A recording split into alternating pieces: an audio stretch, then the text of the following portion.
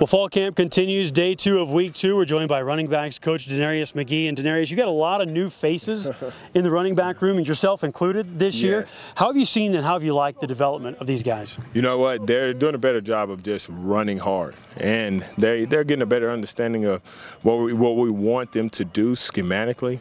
So I think so far we've made good progression, but we'll see as we get into these later weeks in this fall camp to see once we get into some detailed schematic things how everyone takes it and how they learn.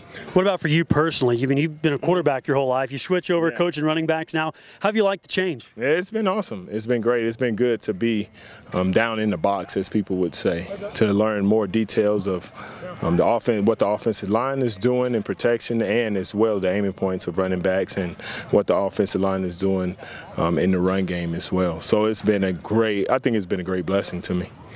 Your group, your running backs, each guy has kind of a different skill set. They can do a lot of different things. How creative is the offense going to be able to be with the number of different things you have available in your room? Yes, I would say we'll have to get really creative, but it's good that we also have Troy that can run the ball, that can play some running back as well. So I think it'll be interesting how we get certain guys that are playmakers the ball as we get into scheming for Western Illinois. Coach Choate has talked about a couple of young guys, Isaiah Ifonse and Lane Sumner, as having had a really, really good camp so far.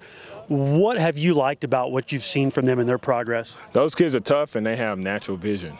Those are two things that we see in them that they'll bring to the table. And you also have Terrell Burgess, who's done a good job, and Nate's done a good job of what they've gotten.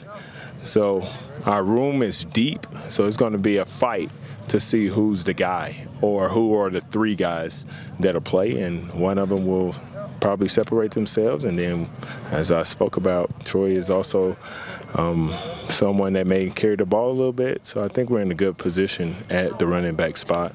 I want to ask you about Carl Tucker also. He switched from wide receiver to running back during the spring. It's kind of carried over into the fall. What's your evaluation of his growth at the position?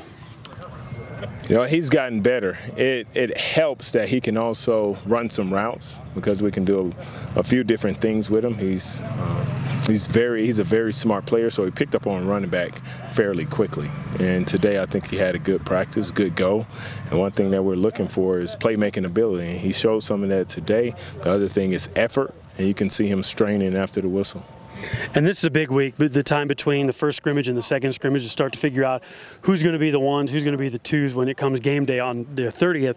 What is left to do for this group between now and the second scrimmage? Well, we would like to see what they'll do in certain situations, in 2-minute situations. Can they handle the speed of the game and think fast and be able to be assignment sound? Some other things is just continuing to build the toughness, see how tough guys are as we get into some live periods. Well, day 2 of week 2 in the books. 3 practices left before the second scrimmage on Saturday. Keep it with us here on MSUBobcats.com for updates. Also check out our daily camp reports on the Bobcat Insider podcast, also on the website and on your favorite device. With Denarius McGhee, I'm Jay Sanderson.